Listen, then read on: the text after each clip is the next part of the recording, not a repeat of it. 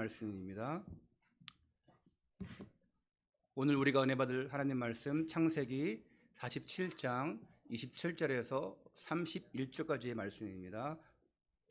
한번 우리 교독하도록 하겠습니다. 제가 먼저 읽고 여러분 읽고 마지막 절은 같이 읽도록 하겠습니다. 이스라엘 족속이 애굽 고센 땅에 거주하며 거기서 생업을 얻어 생육하고 번성하였더라.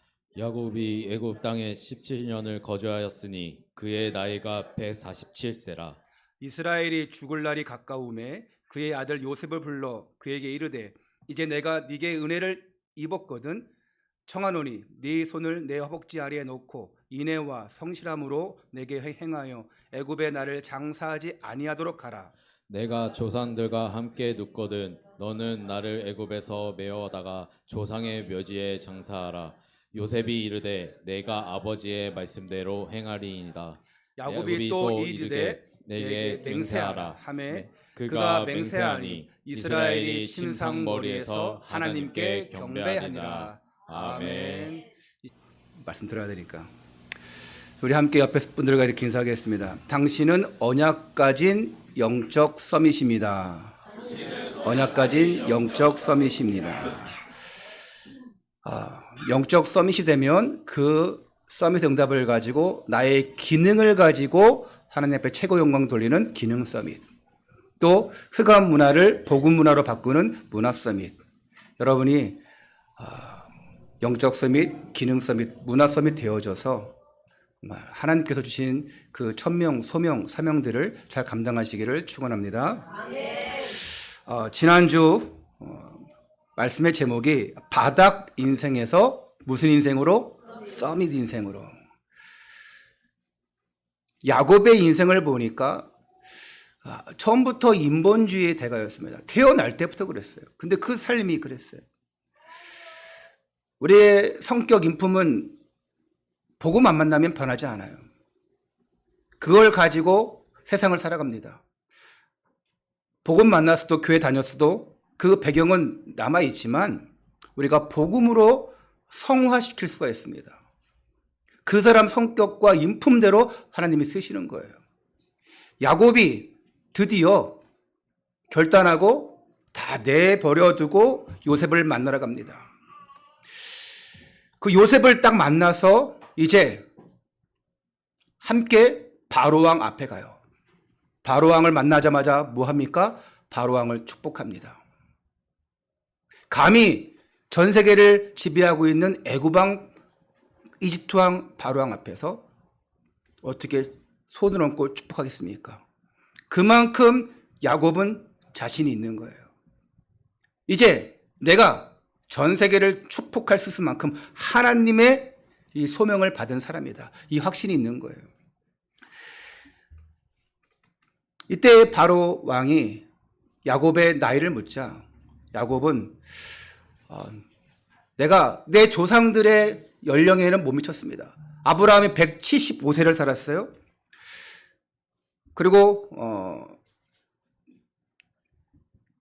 이삭이 150세를 살았습니다. 자신은 그 수명에 아주 못 미치는 삶이지만 그럼에도 불구하고 험악한 세월을 보냈다고 얘기하고 있어요. 자, 이와 같이 험악한 세월이 뭐였습니까? 여러분 다 과정을 알고 있죠. 지난번에 들었었고 태어날 때부터 또 장자의 축복을 뺏으면서 도망자 신세로 또 삼촌 라반의 집에서 그렇게 20년 동안 고생하고 또 빠져나와서도 끔찍한 일들을 또 경험하고 라헬을 잃고 온갖 역경들. 성경을 보면 이 야곱처럼 참 험악한 세월을 보낸 사람이 있을까 싶을 정도예요. 누가 그럽니다. 목사님, 내가 어떻게 인생을 살아온지 아십니까? 모르지요. 모르지만 이제 앞으로 어떻게 살아야 될 것은 알고 있죠. 어떤 험악한 세월을 살았는지, 어떤 빛난 생활을 살았는지 몰라요.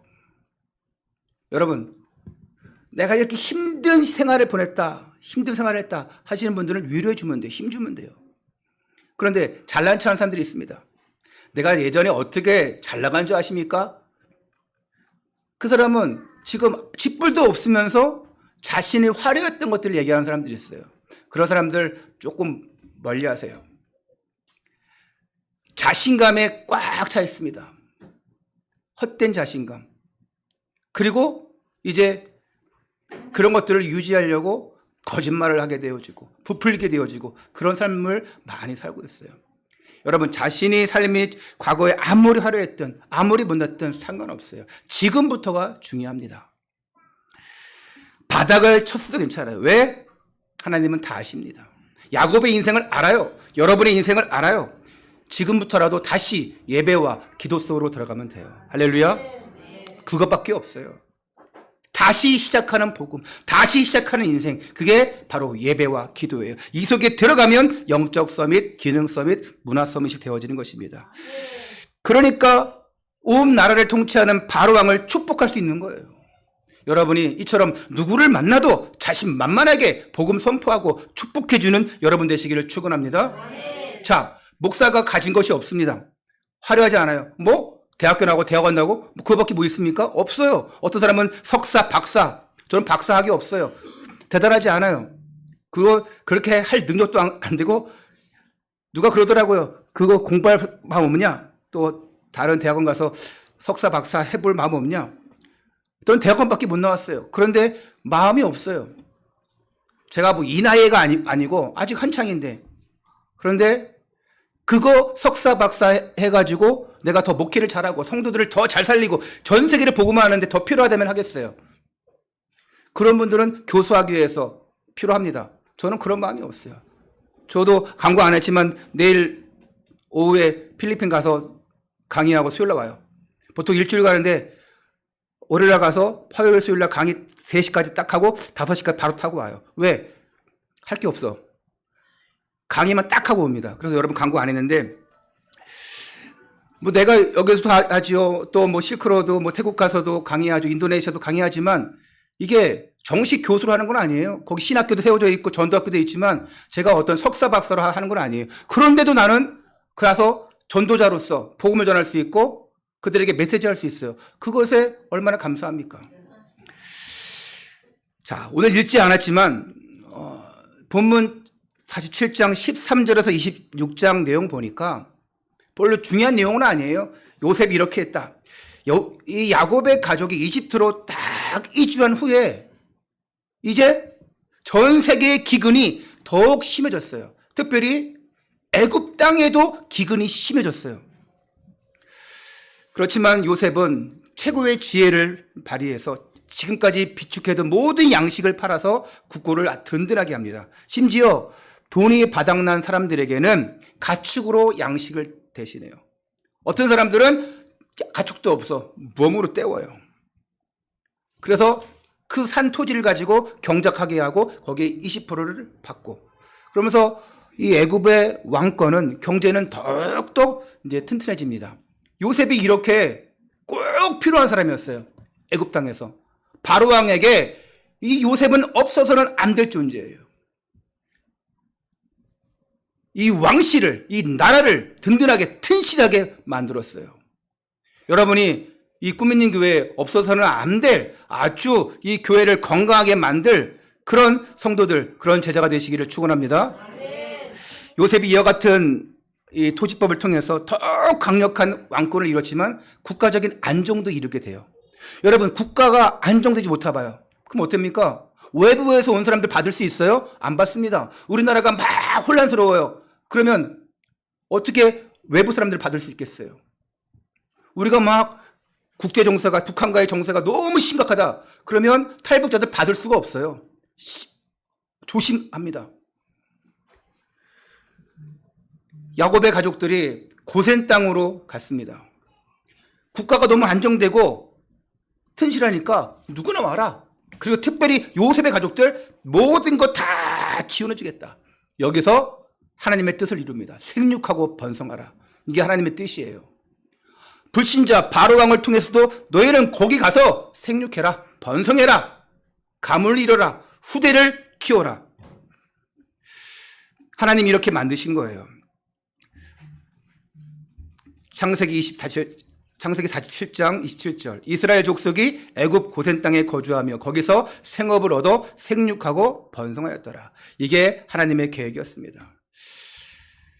이제 이집트로 이주한 지 이제 17년이 지났습니다.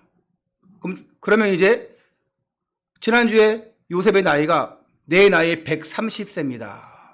험악한 세월을 보낸 나이다 이렇게 얘기했는데 17년 지났어요. 그럼 산수 잘 아시는 분 아시죠? 몇 세입니까 지금 야곱의 나이가? 그러면 147세가 된 거예요. 이제 자신의 죽음이 가까이 왔음을 야곱은 압니다. 이때 요셉을 불러서 아주 중요한 약속을 하나 합니다. 내가 죽거든 내 시신을 가나안 땅 헤브론에 있는 그 조상들의 무덤에 장사해다오. 갈 수 없는 상황입니다. 일부러 묻히기 위해서 지금 힘든 사람을 데려갈 수는 없어요.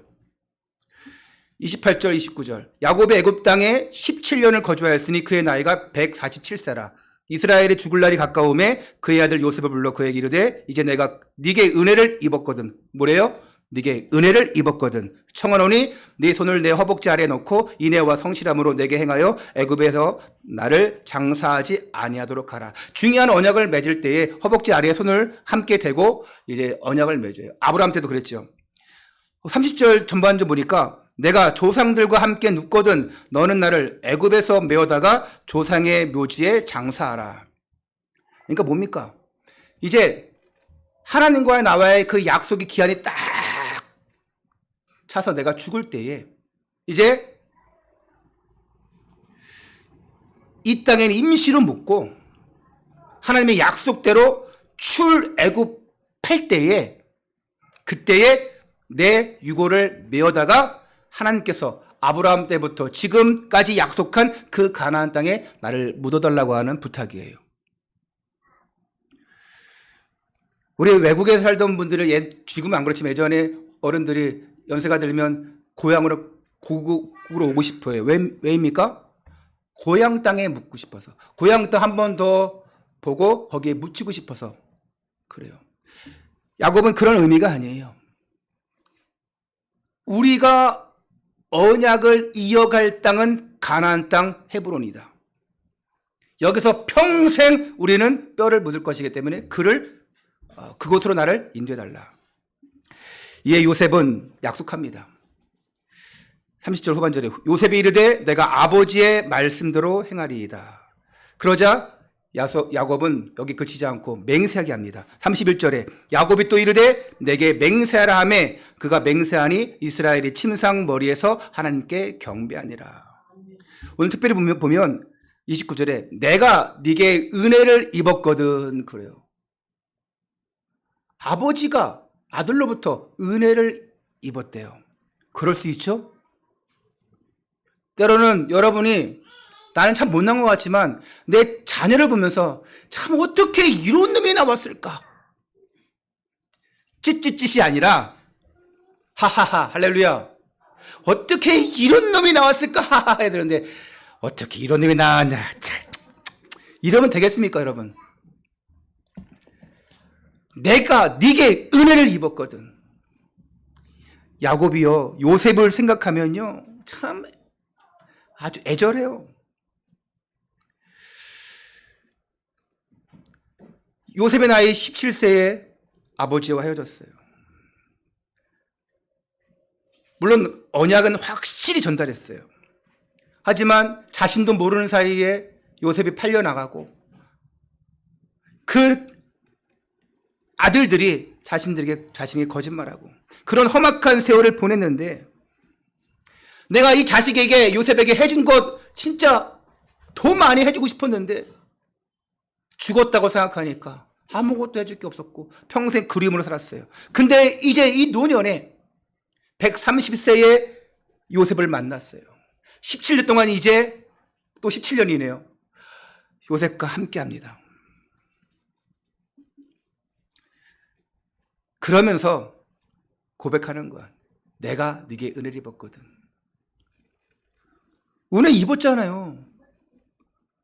가나안 땅에서 굶어 죽을 수밖에 없는데 불러들였어요. 고센 땅에 정착하게 했어요. 그리고 이 모든 것이 험악한 세월이지만 이게 은혜구나. 우리가 이 시간 붙잡을 것 세 가지가 있습니다. 첫 번째입니다. 복음의 언약이 전달되는 가문. 오늘 말씀의 제목이 언약으로 통하는 두 세대입니다. 아버지 세대와 자녀 세대예요. 또 더 가면 3세대, 4세대가 되겠지만 오늘은 이 야곱과 요셉을 보면서 복음의 언약이 전달되는 가문. 다른 것이 전달되는 것도 중요하죠. 다른 것 물려주는 것도 중요하죠. 사모님이 아까 전에 저한테 잘 생각 안 나는지 물어보더라고요. 3, 4대가 저주를 받으리라. 어디에 있습니까? 성경. 출애굽기 20장 5절이다. 자, 우리가 재산을 물려줄 수 있고 아파트를 물려줄 수 있고 좋은 차를 물려줄 수 있고 다 물려줄 수 있어요. 근데 진짜 뭘 물려줘야 되겠습니까? 뭘 유산으로 줘야 되겠어요? 너희가 우상 숭배하면 너희가 나를 미워하는 자의 죄를 갚으면 내가 어떻게 하냐? 그 죄를 지으면 내가 3, 4대까지 저주에 이르게 하거니와.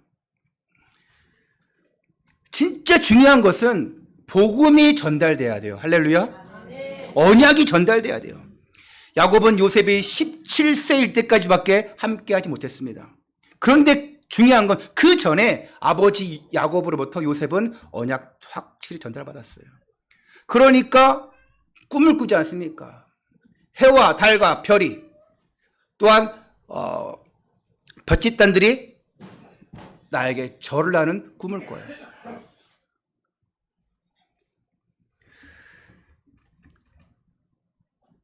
어려서부터 야곱에게 아버지에게 언약 전달받았어요.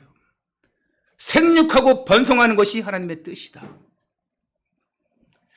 우리 민족을 통해서 하나님께서 별과 같이 빛나게 하는 것, 모래알같이 많게 하는 것 하나님의 뜻이다. 요셉이 이걸 딱 붙잡았어요. 그래서 요셉이 애굽에서 어려운 생활을 했지만 요셉 또한 험악한 세월을 보냈지만 승리할 수 있었던 것이에요. 요셉은 한 번도 원망하지 않았어요. 한 번도 나는 이게 험악한 세월이다. 이게 억울한 생활이다. 난 모함받았고 나는 진짜 힘들었다. 그런 얘기 한 적 한 번도 없어요. 요셉은 오히려 어떻게 합니까? 하나님과 형통한 자가 돼요. 이것을 불신자 보디발이 보고 얘기합니다. 너는 너희 하나님과 함께 하는구나.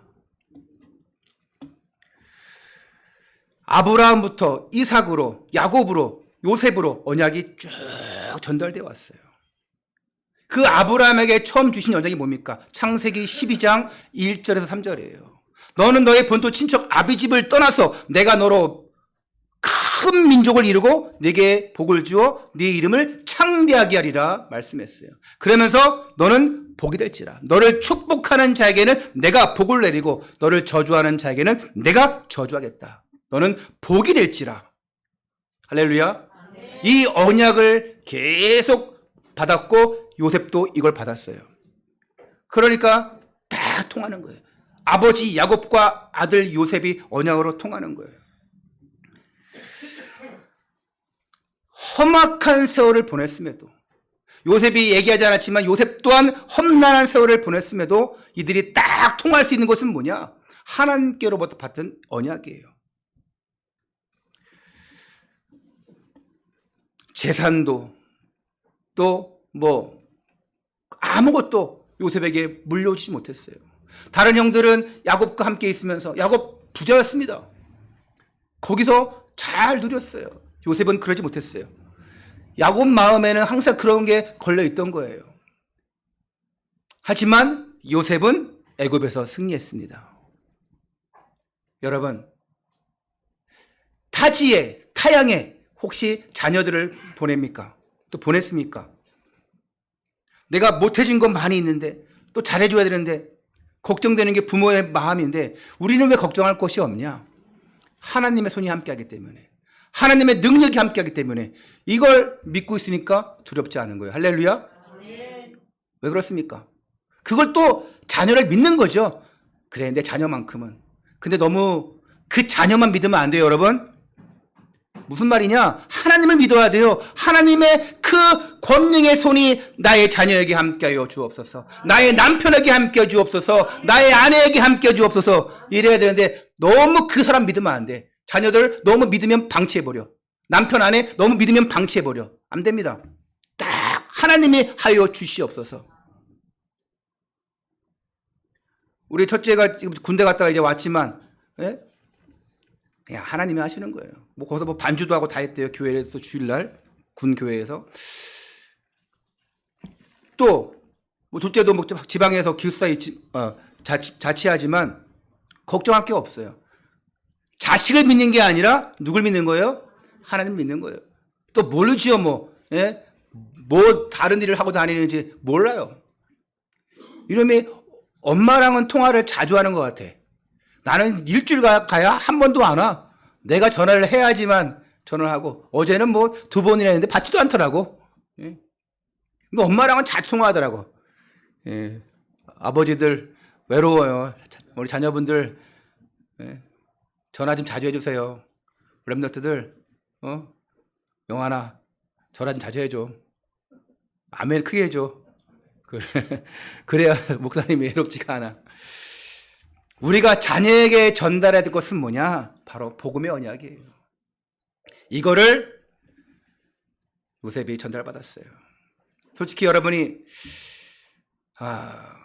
이 복음을 전달할 때 다른 사람들에게 전달하기보다 상대적으로 자녀에게 전달하는 건 쉽지가 않아요. 그렇지 않습니까? 저도 어디 가서 문제 당한 사람 만나면 그리스도 전합니다. 살 길이 있습니다. 복음 전해요. 근데 자녀에게는 잘 안 돼요. 잘 안 들으려고 해요. 심지어 그 복음을 얘기하면서 잔소리가 들어가요. 너 기도해야 돼, 예배드려야 돼 이러면서 나의 사심이 들어가요. 네가 잘 돼야 돼. 잘 돼야 되죠. 자녀에게 바라는 욕심이 들어갑니다. 여러분 다른 사람들에게 복음 전할 때 욕심 들어갑니까? 내가 이 복음을 전하면 저 사람이 나한테 100만 원을 주겠지? 그런 마음이 있습니까? 없잖아요. 그런 마음 기도도 안 하고 자녀에게는 이 아이가 복음 잘 받고 내가 기도해 주니까 잘 자라서 진짜 나중에 효도하겠지? 너무 기대하지 마세요. 근데 사심이 들어가요. 욕심이 들어가요. 내 자녀를 어떻게 하면 케어 잘할까, 잘 키울까 하는 게 들어가요. 그런데 복음 밖에서 하면 아무 소용없어요. 복음 밖에서, 언약 밖에서 자녀 키워봐요. 나중에 딴소리 합니다. 예? 딴소리에 엄마 키웠어, 아빠 키웠어, 내가 그냥 컸지. 딴소리 합니다. 용돈 주면은 야 내가 너한테 투자한 게 1억이 넘어 10억이 넘어. 네? 누가 투자를 했어? 그런 자녀 없겠지만 최근 이 교사들에 대한 학부모들 갑질로 인해서 떠들썩했죠. 힘든 일을 겪고 안 좋은 일을 당한 그 교사들에게는 안타까운 일이지만 이런 일을 통해서 이 선생님들을 대하는 태도가 좀 많이 바뀐 것 같아요.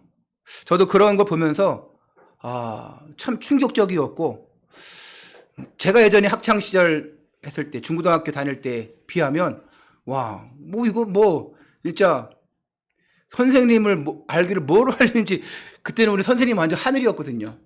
엎드려 뻗쳐하면 하고 구르라면 구르고, 한튼 매를 맞아도 그냥 훈계니까 그래 집에 가서 너 맞았어요 이러면 잘 맞았다 임마, 그럴 정도였는데 오히려 이 떨어진 조건들을 다시 회복하는 좋은 잘된 일이라고 생각되기도 합니다.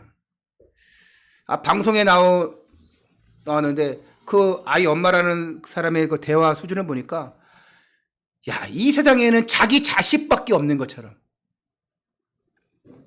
자기 자신만 잘 봐달라고 하는 것처럼 그렇게밖에 안 들리는 거예요. 그러면서 어떤 어린이집 교사에게 막 말하는 거 보니까 인격을 무시하는데, 아니 뭐 어린이집 선생님은 선생님도 아니지만 뭐 이러면서 얘기하면서 또 어떤 사람 그렇잖아요. 자기는 뭐 어디 대학을 나오고 대학원을 나오고 나이 우리 집안에는 교수도 있고 의사도 있고 막 이런 얘기하는데 막 진짜 속에서 막 올라오더라고요. 인격을 무시하는데 화가 너무 나는 거예요. 그 듣는 사람들이 야, 이거를 한 사람한테 지속적으로 들었다. 또 한 사람이 아니라 여러 사람한테 당했다. 야, 자살할 만 하더라고요. 만약에 여러분들이 한 사람씩 월요일은 누가, 화요일 날은 누가, 수요일 날은 누가, 한 사람씩 저에게 주일 말씀이 왜 그래요? 목사님 왜 그랬어요? 그러면서 왜 그런 말씀이 그렇게 전하세요? 뭐 이런 식으로 해서 봐요. 저는 아마 그 다음 주에 아마 강단 안 섰을 수도 있어요. 너무 힘드니까. 한 명도 그런 성도가 없는 걸 너무 감사를 드립니다. 아멘. 이처럼 부모가 자식을 대함에 있어서 사심이, 욕심이 들어갈 수밖에 없지만 복음을 받았고 하나님의 말씀으로 자녀를 키우는 여러분은, 하나님의 말씀으로 자녀를 키우는 여러분들은 정말 여러분들 가정이 언약으로 잘 세워져 있음을 알고 절대 흔들리지 말고 사심, 욕심 부리지 말고 그냥 하나님 앞에 맡기시기 바랍니다. 이 아이가 내가 이렇게 잘해줬으면 잘해주겠지 기대도 하지 마세요. 요셉이 야곱을 17세에 못 만났지만 헤어졌지만 하나님이 함께 하셨기 때문에 그 인생을 돌보셨고 나중에는 그 아버지와 가문을 데리고 와서 고된 땅에 번창하게 만들었습니다. 그게 효도죠. 그리고 마지막에 나의 시신을, 나의 유고를 다시 가나안 땅 헤브론으로 옮겨달라. 네, 아버지 그렇게 하겠습니다. 두 번째입니다. 부모에게 은혜를 입히는 자녀. 부모가 자녀에게 언약을 전달했다면, 바로 되었다면 부모에게 은혜를 입히는 자녀가 되는 거예요. 노년의 야곱은 요셉에게 내가 너에게 은혜를 입었다고 이렇게 고백합니다. 아니, 부모의 입장에서 보면 요셉 자체가 하나님의 은혜예요. 안 그렇습니까? 자녀를 보면서 자, 하나님의 은혜구나. 어찌 이런 아이가 나올 수 있을까? 참 포구만 해서 잘 크고 있구나. 얼마나 은혜입니까? 이 아이가 하나님 말씀으로 양육되어지고 기도로 다 커나가고 그러면서 자라는 모습 보니까 그게 부모에게는 은혜죠.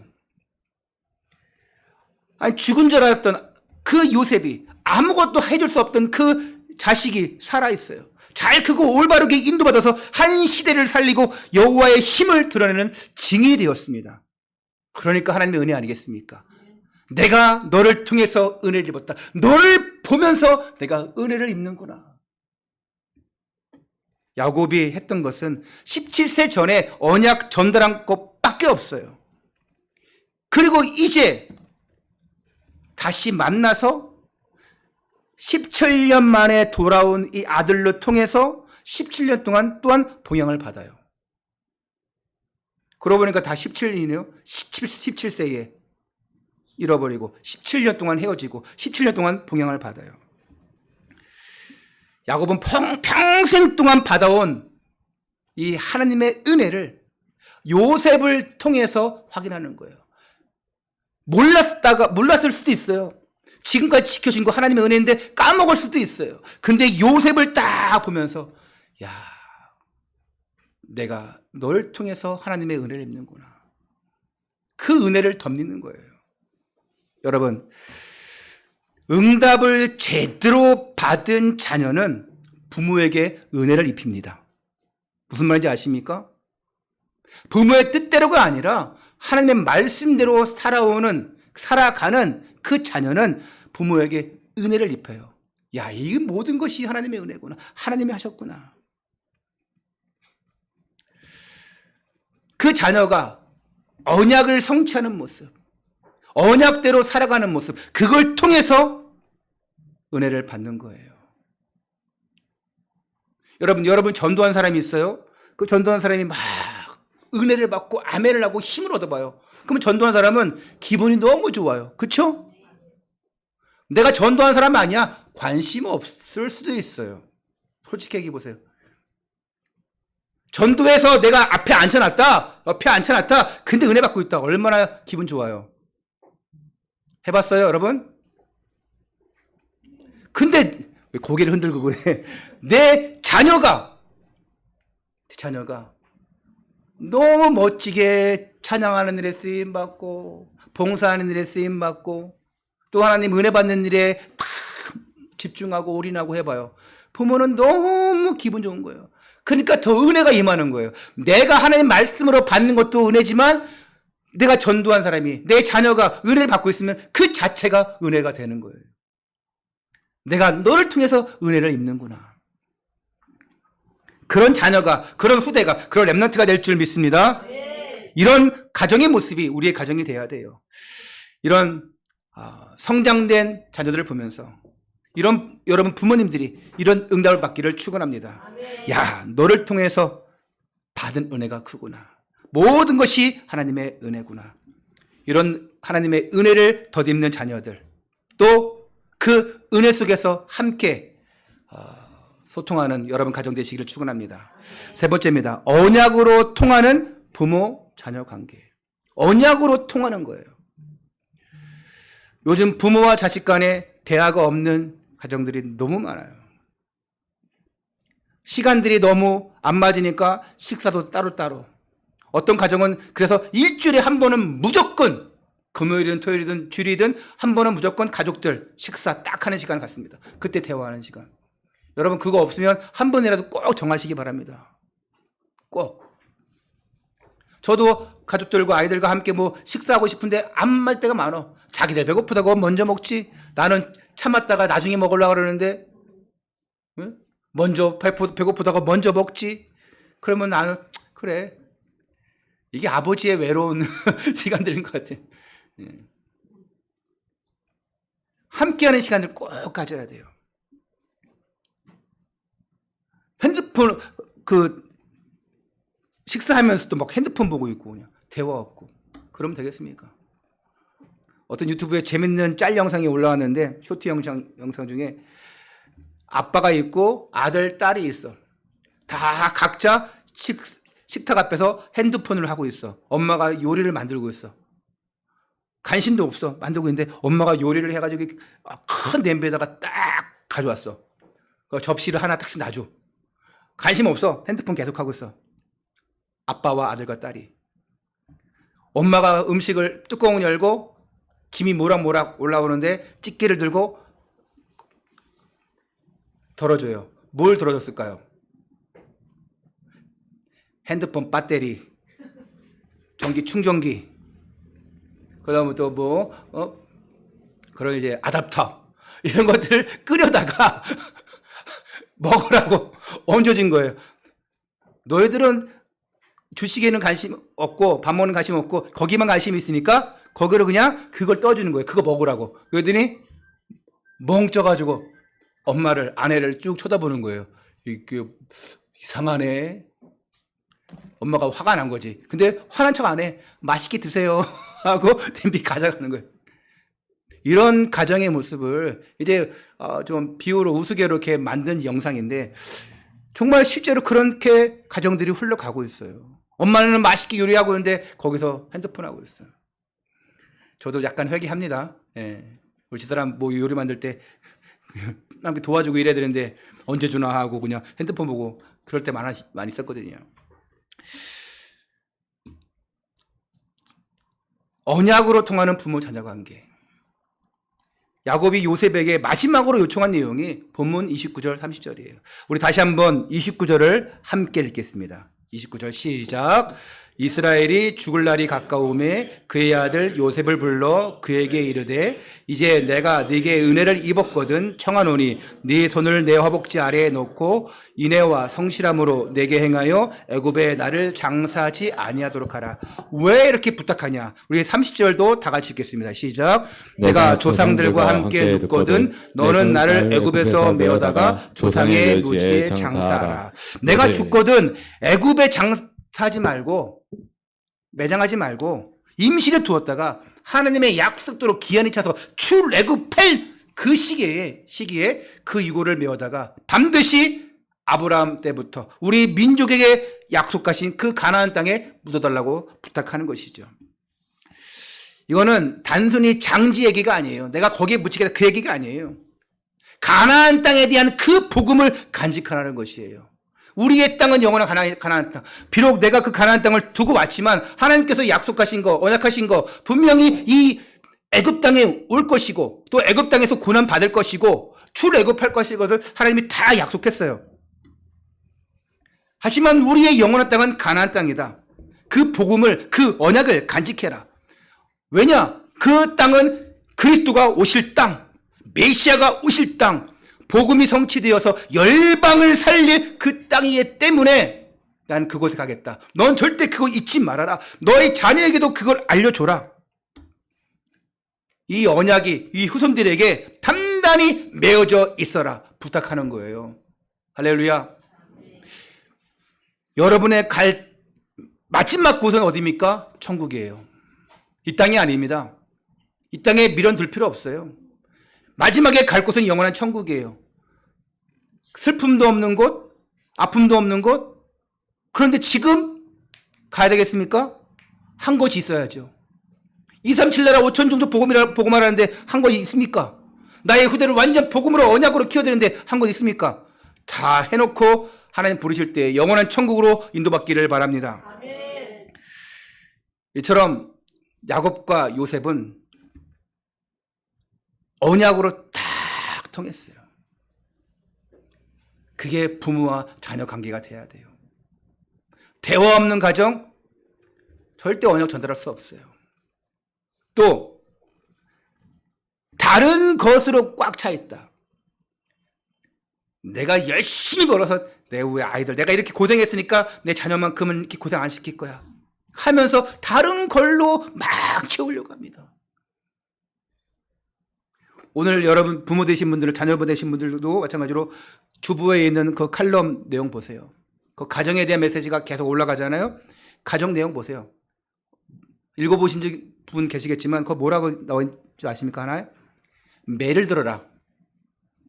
어릴 때부터 매를 들어라. 너무 이제 커버리면 그때는 매가 아니고 대화하라 하는데 그전에는 매를 들어라. 너무 매를 심하게 들면 이게 심지어 아이들이 아동학대로 막 신고하는 경우도 있더라고요. 부모를 신고해. 야, 초등학교 5학년인가 4학년짜리가 부모 신고했다니까? 아빠가 자기를 훈계한다고 회초리 때렸는데 신고했어. 경찰이 왔어. 그래서 아이와 접근금지. 한 집인데 어떻게 접근금지가 되겠습니까? 따로 있어야 돼. 아이는 보호소에, 다 임시 어떤 가정보호소에 가 있고. 이게 말이 됩니까, 이게? 매를 들래요. 근데 지금 현실은 그렇지가 못해요. 이 말은 뭐냐? 따끔하게 혼낼 때는 혼내라는 거예요. 알아들을 수 있을 때는 알아듣게 혼내야 돼요. 너무 그렇게 안 해도요, 아이들 버립니다. 부모를 함부로 알게 되고요. 예의도 없게 되어지고, 사람들 대할 때 함부로 대합니다. 어릴 때부터 인사하는 습관 반드시 해야 됩니다. 어른들 보면 한 번 만나도, 두 번 만나도, 세 번 만나도, 한 시간 안에 10번 만나도 인사할 정도로 돼야 돼요. 지금 생각난 건데, 내가 정종호 집사님 모시고 옥년동에 있는 서울 밝은 안과를 갔습니다. 여러분, 백내장은 서울 밝은 안과, 할렐루야. 거기 송하태 원장이 있는데, 이번에 이 교회, 그 원장이, 이제 믿는 분입니다. 집사예요.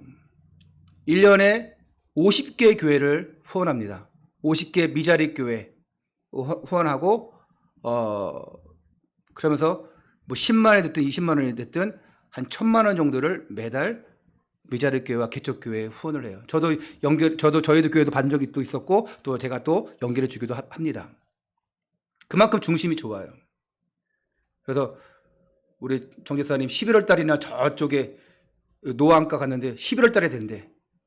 이런저런 해가지고 거기 연결해서 지난 화요일 날 수술하셨어요. 너무 잘 보이는데, 저기 선글라스 멋있게 낀 분이 정종호 집사님인데 너무 잘 보이신다는 거예요. 우리 한쪽 눈은 원래 안 보이시잖아요. 실명되셔서. 근데도 한쪽 눈으로 평생 살아오셨는데 그 한쪽 눈이 백내장이 있으니까 얼마나 안 보이겠어요. 그러니까 수술하니까 밝은 세상이죠. 제가 뭘 얘기하냐. 거기를 갔는데 송하태 원장님이 저를 한 2번 봤거든요. 진료로 같이 이제 상담 받으러 들어갔다가 인사 꼬박 하시고 또 이제 뭐 치료실로 들어가면서 앉아있으니까 또 인사하시고 그리고 오다가 또 목내로 또 인사하시고 내가 민망할 정도로 저보다 나이는 어리지만 민망할 정도로 3-4번을 인사하는데 야, 저분은 그게 배겨 있구나. 목사라서 그런 것도 있을지 모르겠어요. 근데 그게 배겨 있는 거예요. 그럼 거기 직원들에게도 얼마나 그렇게 하겠습니까?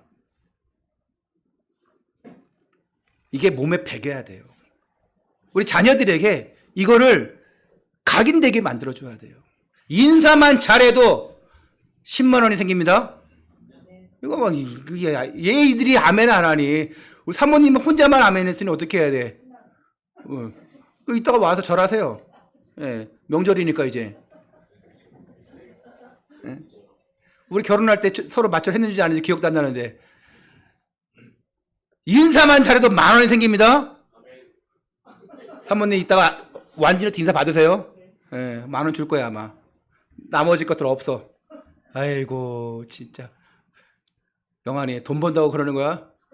아니지? 어릴 때부터 각인시켜줘야 돼요. 복음 없는 사람 중에요. 교회 안 다니지만 철저하게 이거 교육시킨 사람 많아요. 거짓말하지 마라. 인사 잘해라. 그 다음에 경제관리 특별하게 잘하시는 분들 계셔요. 거기에 복음이 있어봐요. 복음의 경제관, 복음의 예절, 복음의 만남. 그러면 전 세계를 제패하는 그런 영적 섬이 되어지는 거예요. 내가 복음을 위하여 살고 헌신하면 내 자녀 역시 내 후대 역시 그렇게 된다는 것을 아시기 바랍니다. 부모는 자녀의 거울이에요. 부모가 한 대로 자녀는 많이 따라합니다. 부모가 한 대로 따라해요. 그래서 부모는 잘 보여야 돼요. 특히 아이들 앞에서 해야 될 것, 하지 말아야 될 것을 잘 분별해야 됩니다. 근데 부모들이 그걸 잘 분별 못해요. 그냥 나오는 대로 막 합니다. 그러면 자녀가 상처를 받아요. 난 저렇게 안 돼야지 하면서도 나중에 그렇게 되어 있습니다. 난 저렇게 안 말해야지 하면서도 그렇게 말해요. 뭘 전달하냐가 너무 중요합니다. 어릴 때부터 해주세요. 어릴 때부터. 애들이 뭐 3살, 4살 때 되면 인사 잘하는 법 시키죠. 인사시키고 뭐 다 시키죠. 그런데 조금씩 크면은 애들이 귀찮으니까 또 안 시켜.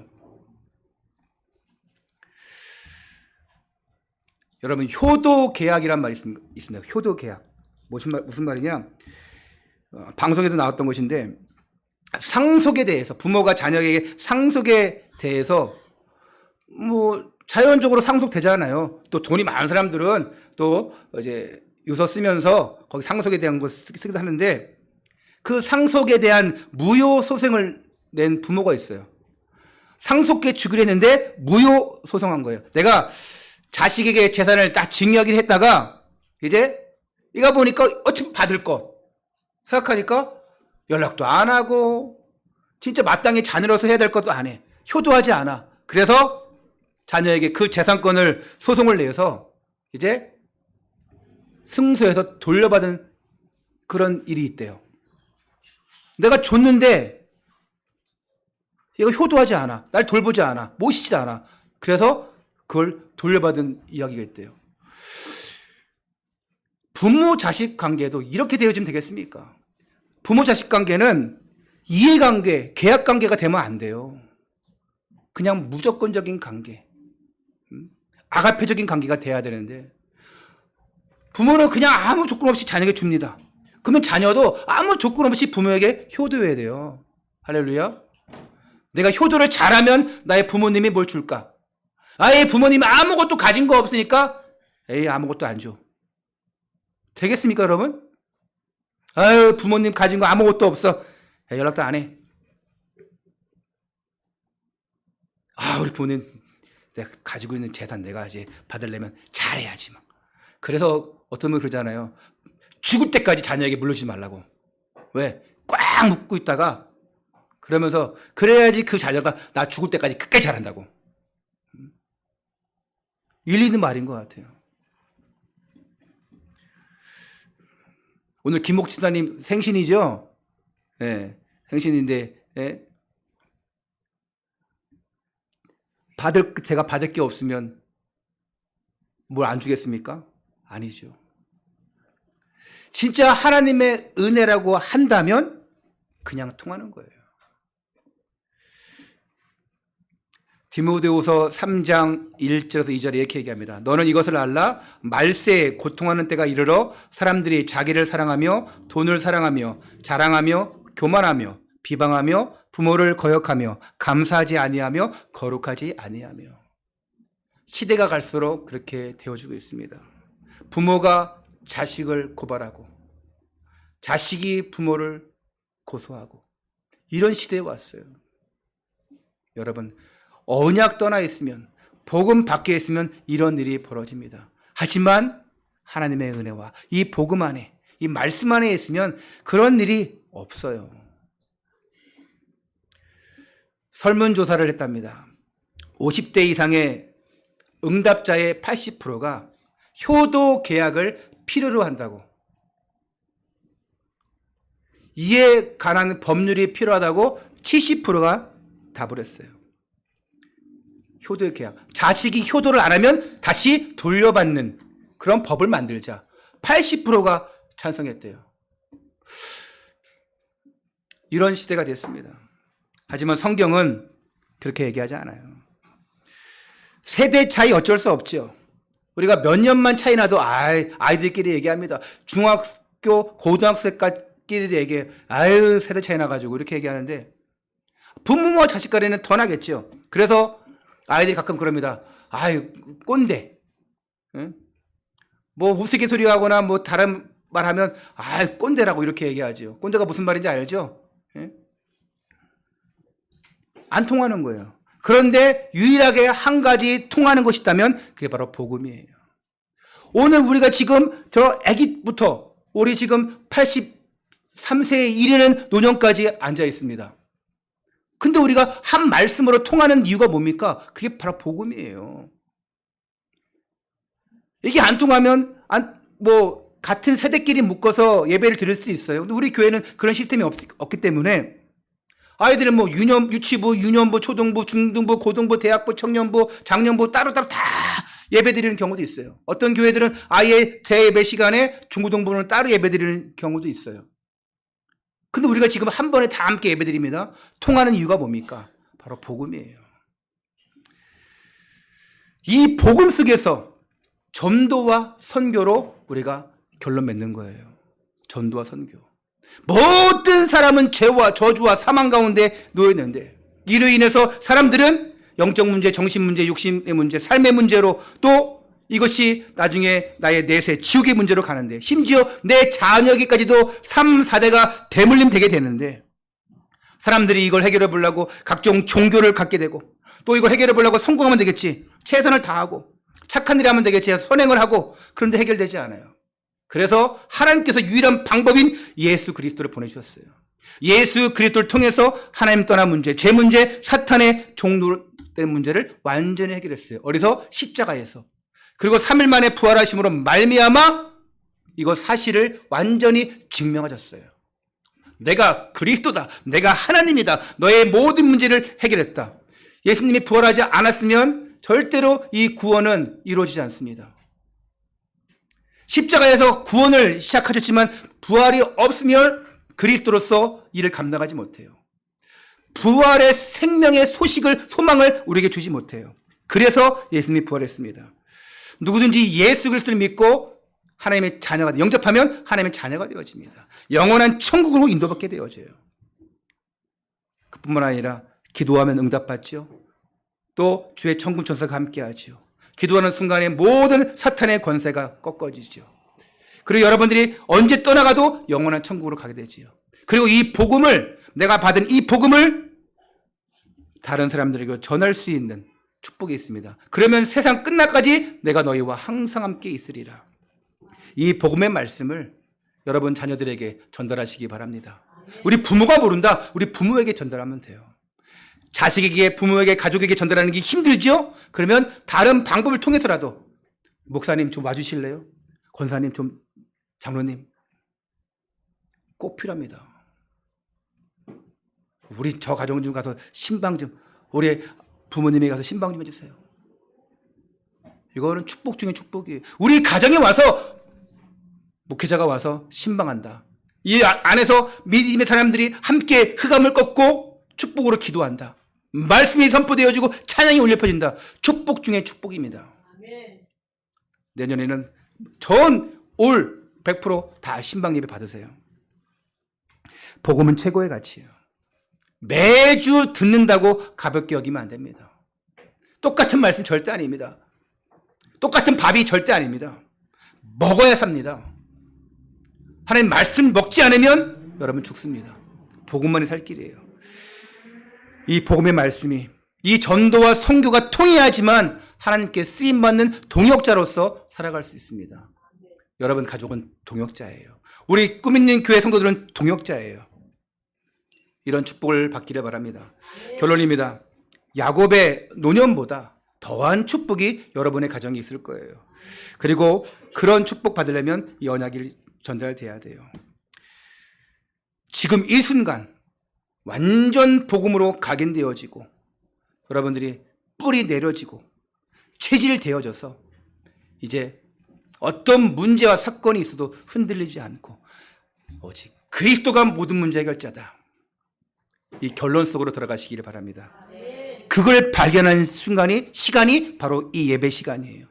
오늘 내게 부딪혀오는 말씀을 예배 속에서 붙잡아야 돼요. 이 시간 붙잡아야 돼요. 한 말씀이라도, 한 단어라도 딱 붙잡아야 돼요. 아무것도 붙잡은 것이 없다. 오늘 예배 딱 드리고 나서 오늘 붙잡은 거 뭐냐? 글쎄요. 기억이 안 나는데요. 실패한 겁니다. 지금이라도 생각하세요. 오늘 내가 말씀드리면서 한 문장이 뭐냐? 한 단어가 뭐냐? 발견한 언약이 뭐냐? 붙잡은 것이 뭐냐? 그리고 여러분이 그 붙잡은 걸 가지고 한마디라도 포럼하세요. 부모에게, 자녀에게, 또 여러분 전도 대상자에게. 오늘 이런 말씀 내게 부딪혀왔다. 내가 언약 전달해야 되겠다. 찬송가에 온 세상 위하여 나 복음 전하리 만백성 모두 나와서 주 말씀 들으라 죄 중에 빠져서 헤매는 자들아 주님의 음성 듣고서 다 구원받아라. 이 찬송이 있습니다. 전에는 찬송가 505장이었는데 지금은 몇 장으로 바뀐지 모르겠습니다. 이따가 할 찬양인데 전하고 기도하고 매일 증인되리라 세상 모든 사람 다 듣고 그 사랑 알도록. 이것이 우리의 천명 소명 사명이에요. 이 복음을 전달하는 이 복음으로 충만한 여러분의 가정, 그런 전도자의 축복, 그런 영적 서밋의 축복이 있기를 바랍니다. 그래서 그리하여서 곳곳에 237의 망대를 세우는 그런 파수꾼의 응답을 받는 여러분 되시기를 주 예수 그리스도 이름으로 축원합니다. 기도하겠습니다. 하나님 감사합니다. 오늘도 언약을 성취하시는 하나님께서 오늘 우리를 불러주시옵고 오직 최고의 은혜와 응답 속으로 들어가게 하신 것을 감사를 드립니다. 처음부터 받은 그 서밋의 축복의 언약이 우리 삶 가운데 실제적으로 성취되어지게 하여 주옵소서. 오늘 우리가 언약 전달하는 영적 서밋 되어져서 하나님 나뿐만 아니라 내 자녀가 완전 복음 안에 세워지고 또 내 자녀 또한 이 언약을 전달해서 천대가 은혜를 받고 복을 받는 축복이 있게 하여 주옵소서. 주 예수 그리스도 이름으로 기도드리옵나이다. 아멘.